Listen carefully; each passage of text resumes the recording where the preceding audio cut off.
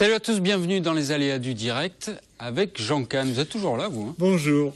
Ah ben, je suis content parce que ce soir, je suis content parce que je sais qu'à tout âge, on ne ménage pas sa monture, hein, en procès, et qu'il faut prendre des remontants pour s'envoyer en l'air. Vous êtes un spécialiste de la randonnée alpine. Oui, alpine, oui.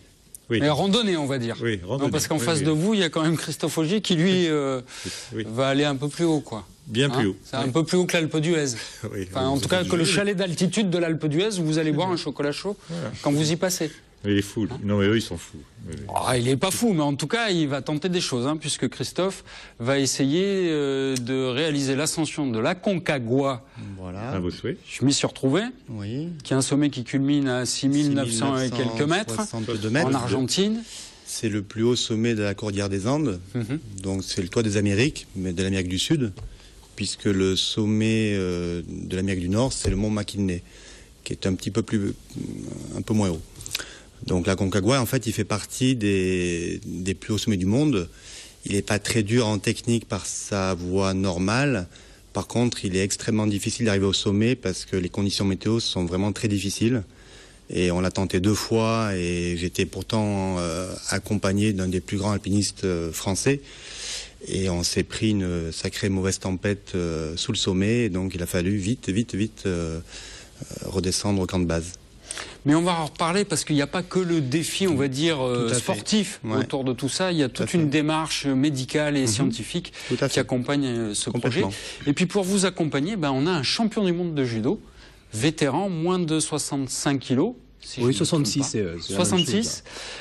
Philippe Derouet, bienvenue. Vous êtes accompagné de votre entraîneur, Roman Halftermeyer. Voilà, Roman Halftermeyer. Ça, c'est une prononciation qui devrait vous aller, vous, l'Alsacien. Oui, Alsacien. Voilà. Exactement. D'où? Du Nord. Alors moi, je suis plutôt originaire du nord de la France, sur Roubaix, dans la banlieue lilloise. Mais voilà, le nom de famille Halftermeyer est plutôt d'origine alsacienne. Alors vous allez vous trouver des amis communs, c'est obligé. C'est sûr. La bière. Ah, déjà. Déjà. Philippe, vous avez donc décroché ce titre de champion du monde de judo moins de 66 kilos il y a quelques semaines, on va dire. Oui, tout à fait. Ouais. Aux Émirats Arabes, à Abu Dhabi. Oui. Mais c'est pas une découverte, le judo, pour vous. C'est quelque chose que vous avez toujours pratiqué? Oui. J'ai pratiqué donc à 11 ans. J'ai arrêté à peu près à 31 ans, là où on commence à sentir qu'on vieillit un peu. J'ai arrêté 20 ans et j'ai repris donc il y a 5 ans au judo Castriote, puisqu'on a déménagé. Je suis bas normand, moi, dans l'Orne, là où il y a plus de vaches que d'habitants, dit-on. Vers Tessé-la-Madeleine. Voilà, Tessé-la-Madeleine, exactement. Et puis donc j'ai repris effectivement donc bille en tête, comme on dit, pour récupérer le niveau borné, et puis aller au sommet aussi, un autre sommet, voilà. C'est un borné. Alors, dans le judo, à part Teddy Riner, en général, on en parle peu. C'est vrai. Qu'est-ce qui vous a motivé à essayer de revenir comme ça? Parce qu'en fait, vous avez eu 2 carrières, on va dire. Ouais. Une première qui s'est un peu arrêtée sur blessure.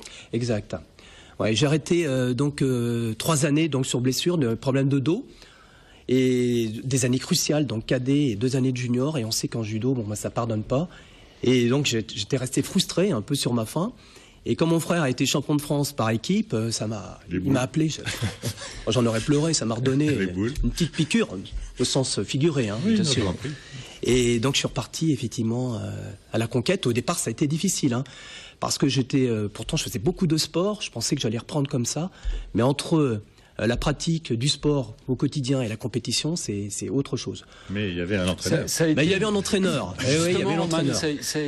Comment on fait pour d'abord, excusez-moi Philippe, mais quand on est entraîneur bien plus jeune que celui qu'on entraîne, déjà il y a une relation qui doit se bâtir et qui doit pas être évidente. Ouais, alors c'est vrai que moi c'est vrai que je suis relativement jeune, j'ai que 22 ans, ça fait 4 ans que j'ai mon diplôme de professeur de judo et 2 ans que je suis à Castries maintenant avec Philippe et puis tout le judo castriote, on est plus de 100 licenciés, donc c'est vrai que je fais pas partie des plus âgés du club, même si je suis le professeur, mais c'est vrai qu'avec Philippe ça a été facile dès le départ, c'est-à-dire que très rapidement l'écart peut-être d'âge ne s'est pas fait ressentir. J'ai eu la chance d'avoir un petit passif aussi en termes de judo, j'ai fait pas mal de sport-études, des voyages voyages à l'international, au national aussi, bien évidemment, beaucoup de compétitions. Donc, je savais ce que voulait faire Philippe. Je sais je connaissais tout le parcours d'un sportif de haut niveau.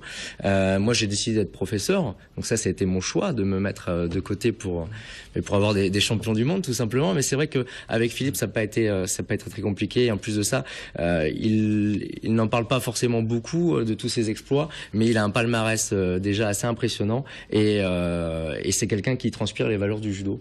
Et c'est ça qui, pour moi, était important. On a déjà eu l'occasion de le dire. Mais en plus d'être un compétiteur de haute volée, c'est quelqu'un de bien, qui transpire les valeurs du judo. Voilà, un vrai code moral qu'il applique tous les jours, et c'est chouette. Alors, il y a un truc, un Russe, un Américain, un Turc, un Polonais sont sur un tatami. Qu'est-ce qui reste? Philippe. Avec la médaille que tu as. Mais là, je viens d'apprendre en fait qu'il a 22 ans. Moi, je crois qu'il avait toujours pensé qu'il avait 42 ans. Donc, je pense que ça va s'arrêter là. Non, je plaisante. Hein. La médaille. Qu'est-ce qui vous a motivé? Parce que ça, sans dévaloriser votre titre, faut avoir envie quand même d'y retourner quand on est vétéran, qu'on se dit que oui, c'est vrai. C'est bon, c'est passé. De toute façon, où est-ce qu'on trouve la motivation? Au départ, donc j'étais souvent blessé, d'ailleurs les enfants riaient. Donc à chaque séance de judo, bon, ça y est, encore blessé, quoi. Donc il a fallu que le corps réapprenne. Où on trouve la motivation, je crois que c'est l'objectif. C'est ça qui conditionne. Et je crois que c'est aussi la peur de l'échec. Je crois qu'il y a donc un psychologue qui disait qu'en fait, on est plus gouverné par éviter la douleur que de rechercher le plaisir. Et donc la frustration de perdre est tellement forte qu'on se donne les moyens et on travaille, on se donne. Et grâce à Roman, effectivement, il m'a donné un volume d'entraînement considérable et des apports techniques qui ont fait que, effectivement, j'ai pu progresser. Et je crois que c'est l'objectif. Ça, Christophe, c'est un discours qui doit vous parler, ça. Aussi, Christophe. Oui, ça me parle aussi, oui. Parce que vous comptez aller escalader donc la Concagua. La Concagua, oui. À Concagua, pardon. Mais vous venez juste d'avoir un accident de moto. Enfin, il n'y a pas longtemps. Votre projet a été un peu remis en cause. Donc là aussi, il faut aller puiser dans les ressources, oui, en fait, dans les réserves oui, mais pour espérer faire quelque chose. C'est un projet vraiment qui me tient à cœur. Et oui, j'ai eu un accident le 24 mai. Et en fait, on aurait pu partir en novembre. Parce qu'en fait, l'été là-bas, ça commence à peu près en novembre. Hein. Même si l'été à 7000 mètres, il fait quand même assez froid. Donc, mais bon, donc on a tenu, on a reporté le projet à janvier pour pouvoir grimper. Et puis surtout, voilà, je tiens beaucoup à ce projet, donc je suis pas tout seul. Et il faut absolument le faire pour des raisons pas que sportives. Alors justement, il y a le défi sportif, l'envie de réussir cette ascension, mais il n'y a pas que ça, il y a toute une démarche, on va dire, scientifique autour de votre investissement. Est-ce que vous pouvez nous en dire un peu plus là-dessus? En fait, moi j'ai grimpé 15 ans à peu près, hein. J'ai fait de l'escalade, de l'alpinisme, de la randonnée. J'ai commencé assez tard, j'ai commencé à 20 ans. Mais à 22, j'étais aux grandes bases de l'Everest, j'avais la grosse caisse. Et j'étais passionné par ça, j'ai rencontré des gens formidables, donc de haut niveau, et ça m'a vraiment motivé. Et puis après, au bout de 15 ans, après le boulot, le travail, on se calme un petit peu, on a d'autres objectifs, sauf que mes copains m'ont un petit peu relancé il y a 2-3 ans, et en fait j'avais la motivation pour grimper, mais pas faire des choses engagées, difficiles, même si pour vous c'est engager la Concagua ou l'Everest ou d'autres sommets, mais c'est pas technique comme des voies d'escalade en 7 sup par exemple, voilà. Donc on peut plus faire ça aujourd'hui, mais par contre on peut se faire plaisir en haute altitude et en même temps rendre service, voilà. Donc comme je suis kiné spécialisé en rééducation respiratoire, je voulais vraiment aider les patients que je vois au quotidien qui n'ont pas la chance qu'on a nous d'être en super santé, et de les aider parce qu'en fait c'est des gens qui souffrent au quotidien de mal respirer. Et donc d'être un peu le porte-drapeau de ces patients-là, ça leur fait du bien. Mais en même temps, on peut aujourd'hui, grâce à de la technologie, les aider par en leur permettant de mieux comprendre leur maladie et donc d'améliorer leur état de santé. Alors c'est justement là que ça se situe le point on va dire, d'achoppement entre votre profession et votre passion. C'est que là, vous allez mener des études sur la respiration en altitude, en fait. Voilà, donc en fait, on est 3 grimpeurs. Chaque grimpeur va être équipé de micro-capteurs, et ces capteurs auront la fonction d'enregistrer en fait quasiment en temps réel certaines variables physiologiques, en fait, donc la fréquence cardiaque, la saturation en oxygène, c'est que votre taux d'oxygène dans le sang, en fait, il diminue si vous en altitude. Hein. Voilà, donc on va le mesurer. C'est pour ça qu'on est essoufflé. Voilà. Hein, plus on monte, plus c'est difficile. En fait, en altitude, il y a autant de molécules d'oxygène qu'ici. Le problème, c'est que la pression diminue. Donc le corps humain n'est plus capable de le capter, l'oxygène, en fait. Hein. Sauf qu'il y a des personnes qui ont une physiologie un petit peu différente des autres et ont la chance de mieux la capter. Voilà. Donc il y en a qui s'acclimatent mieux que d'autres. Ça, c'est la nature. Hein. C'est le cas de votre coéquipier Marc Battard. Marc Battard, voilà. Bon, lui, il a 60 ans, mais je pense qu'aujourd'hui... L'Everest sans oxygène, c'est voilà, lui qui l'a fait, ça? Il l'a fait en 88. Il détient toujours le record d'ascension en moins de 24 heures, sans oxygène. Personne ne l'a battu. Donc, je sais qu'il y en a un Espagnol, je crois, qui veut essayer de le battre en mai 2015, là, Kylian Jornet, qui veut le battre. Ouais, c'est fou, ça. Mais bon, c'est quelqu'un de très fort encore, hein, donc voilà. Et puis, on se connaît depuis 20 ans. Et puis, il a été tout à fait d'accord pour être le parrain du projet et donc m'aider à gravir voire deux sommets. Et donc, emporter ses capteurs, faire toutes ces mesures en altitude. Qui sont retransmis direct. Et les transmettre. Ici, hein. Voilà, on est équipé avec un modem satellite. On transmet tout ça sur un serveur. Donc il y aura un site dédié à cette expédition et donc les chercheurs vont pouvoir conserver ces données, les analyser et comprendre en fait un petit peu comment le corps humain s'adapte à la haute altitude, hein, comment le comportement du corps humain, comment ça se fait qu'il y a des personnes qui vraiment s'adaptent à ça. Et si nous on s'adapte à des hypoxies sévères comme ça, parce que ce qu'il faut savoir, c'est au-delà de 6500 mètres, 7000 mètres, le corps humain ne peut pas vivre très longtemps. Donc on ne peut pas rester très longtemps là-bas. Donc nous, si on peut faire ça, des patients qui sont en hypoxie pour d'autres raisons, des raisons médicales, ils peuvent aussi s'adapter à leur maladie et faire plein de choses. Voilà, donc ça on va leur montrer. Et je pense qu'aussi la technologie permettra demain de faire de la télésurveillance à domicile des patients. C'est qu'en fait, c'est vrai que les coûts de santé augmentent de plus en plus. Donc le but, c'est de ne pas aller voir les patients tous les jours, mais de pouvoir les télésurveiller à distance. Et les téléphones, hein, c'est comme voilà. Chacun aura son téléphone. Ce que je vous propose, c'est, on va y revenir, parce que là, quand même, on parle de deux garçons en pleine force de l'âge, des combattants. Hein, et au MHR, il y a aussi un combattant qui vient juste d'arriver. Il s'appelle Sitaleki Timani. Il est deuxième ligne, il est tongien. Excusez-moi, Jean, il fait 120 kilos, 2,3 m. Je vous propose de découvrir sa première interview.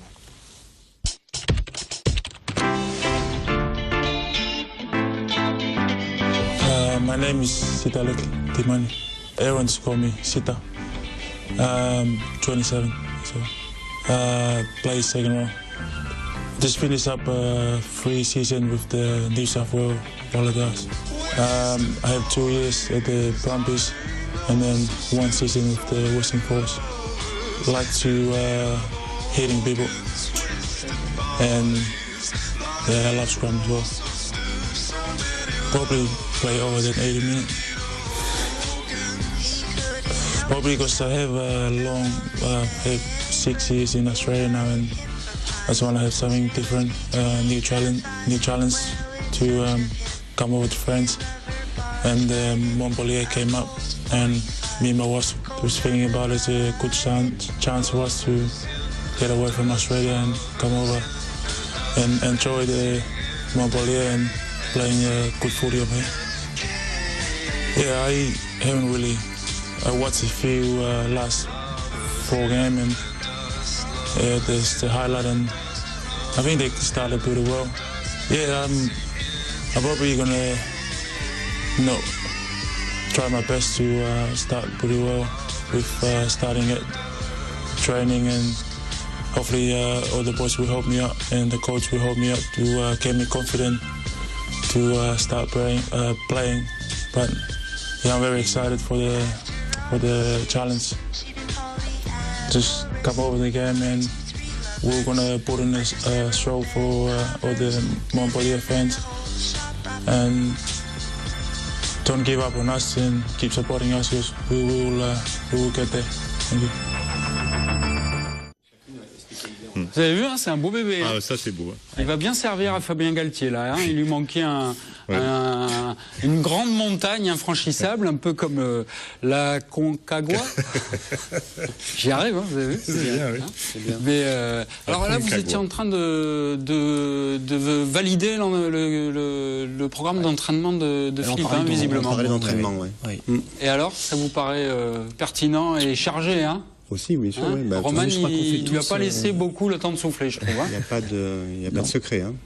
Ouais, c'est le travail qui paye, Philippe. Oui, je crois que c'est le travail, bien sûr. Hein. C'est ce que disait Teddy Riner. Hein. Il dit bon, il faut travailler. Hein, oui, il ne suffit pas d'être une grosse montagne et pleine de muscles. Deux, les relations avec le coach, avec l'entraîneur, la famille, très important, bien sûr. Et puis, effectivement, le club et puis les partenaires, parce qu'on ne peut pas réussir seul. Donc, je crois que c'est tout. Il y a tout un mélange. Et puis aussi l'imagerie mentale. Enfin bon, il y a aussi un travail donc sur ce plan-là aussi, hein, les émotions positives ou autres, dynamisantes et autres. Et comment on fait ça?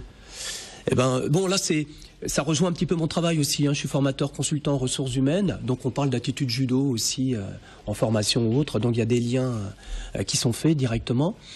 Et puis effectivement, le soir, je m'entraîne, donc je sors. Et au lieu de rentrer à l'hôtel, et hop, 1 heure de course, fractionnée et autres. Alors c'est vrai que heureusement qu'il y a l'objectif, dur, hein. Sinon on le ferait pas. Ouais, c'est vrai heureusement qu'il y a la médaille au bout. Dans mes pantoufles, hein, regardez la télé, oui, bien sûr. Il y a la médaille au bout. Et il y a la médaille, oui, tout à fait. Ouais. Et ouais, celle-ci est belle, hein, parce que je suis passé souvent donc à côté. 5e, 3e. Et ouais, cette fois-ci, vous l'avez. Et là, je l'ai, ouais.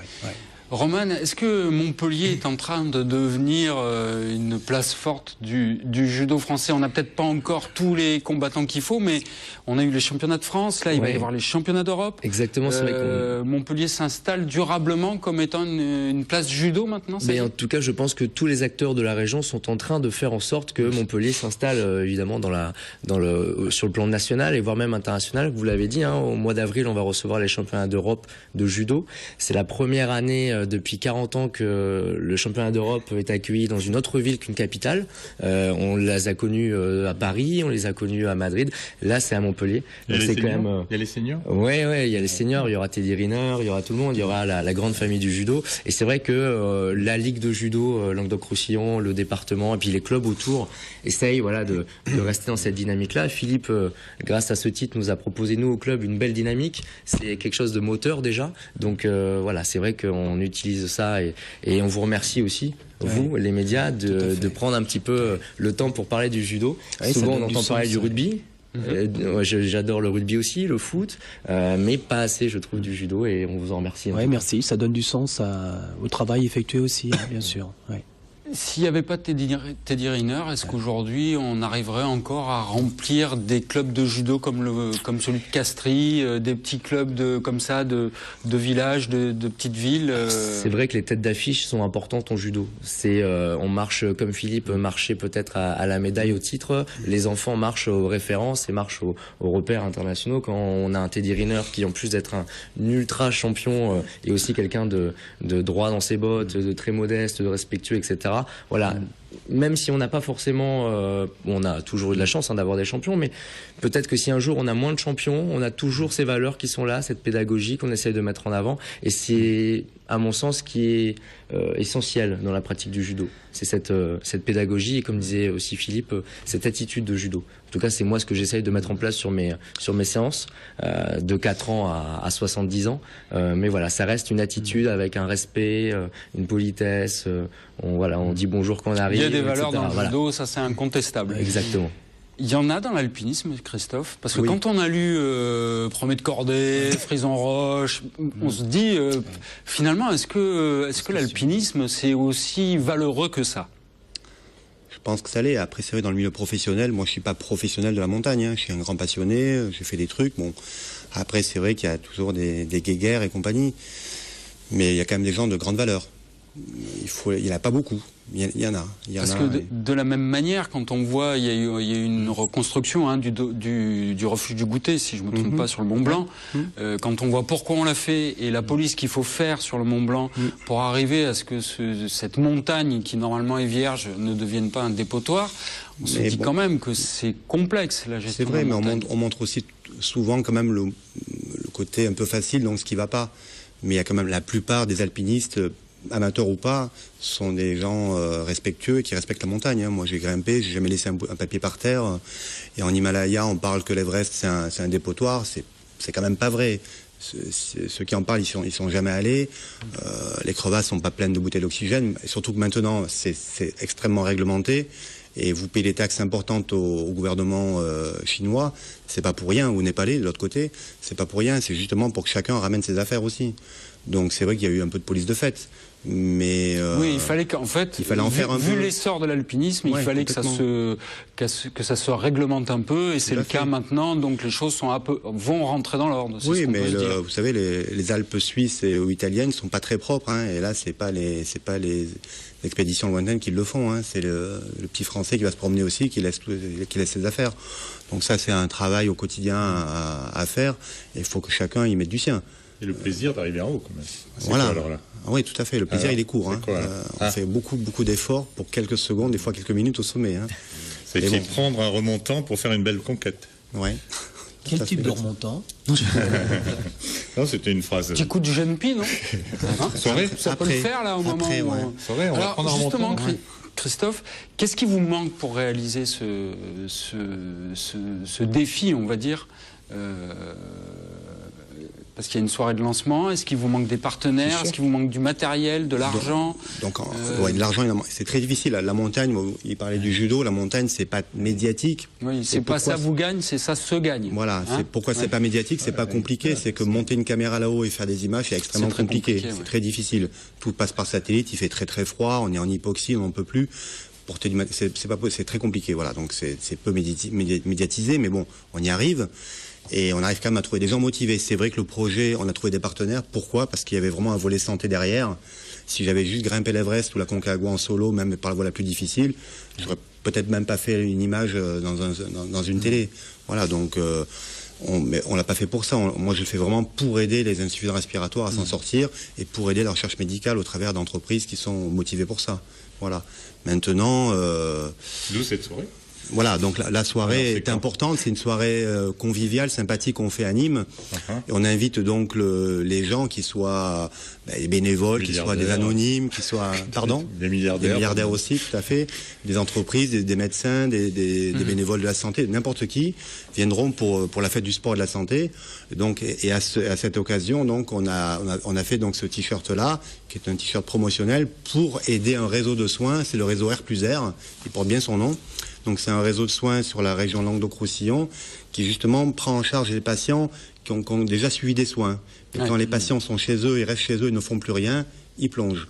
Les maladies respiratoires, donc il faut les accompagner sur cette période-là, du retour à la maison, pour que justement ils se réacclimatent à vivre seuls. Voilà. Faut les habituer à ça, faut les contrôler, faut les bilanter de temps en temps. Donc ça, c'est un réseau qui s'investit beaucoup, mais ils ont très peu d'argent, ils sont pas connus. Nous, on a la chance quand même d'être un peu plus connus, de pouvoir partir et d'être médiatisés grâce à vous aussi, merci. Donc en fait, vous allez essayer d'aider l'association aussi. Complètement. Donc la vente des t-shirts, une partie donc des recettes ira aussi uniquement pour ce réseau R+R. Tout à fait, qui aide ses patients. Alors, il ne nous reste pas beaucoup de temps. C'est le samedi 14 décembre à partir de 19h à la brasserie Le Jean Jaurès à Nîmes. On espère entre 500 et 1000 personnes. Voilà. Écoutez, c'est ce qu'on vous souhaite. Il ne nous reste pas beaucoup de temps. Ce que je voudrais vous montrer aussi, c'est que, alors, on a un judoka, un alpiniste, mais ce week-end, il y avait aussi des handballeurs qui jouaient. Il n'y avait pas de championnat. Pour la première fois, se jouait à Bercy le Handstar Game, hein, comme les basketteurs ont le All-Star Game. Oui, Et ben là, c'était les Français contre les étrangers du championnat de France, et vous allez voir en image et en musique, c'était plutôt sympa.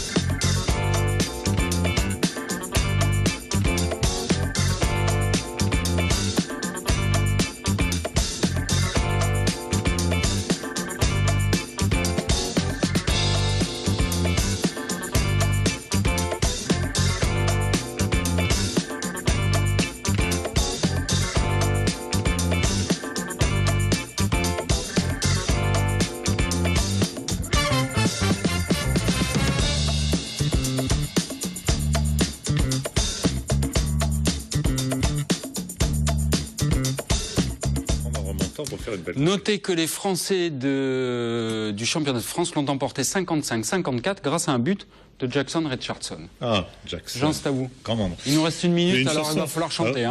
Non, c'est pour les petites gâteries de fin. Alors pour notre champion du monde, désolé pour la montagne. 2 chansons préférées pour vous. J'ai choisi la première. Est-ce que c'est celle-là? Castries, c'est fini. Oh oui, Castries, c'est fini. Non. Je l'écoute en boucle. Castries, c'est fini. Non, c'est jamais fini, Castries. Alors il y a ça. Ou alors il y avait la deuxième. C'est Papy, t'as mis ta culotte à l'envers. Ah, ça valorise bien.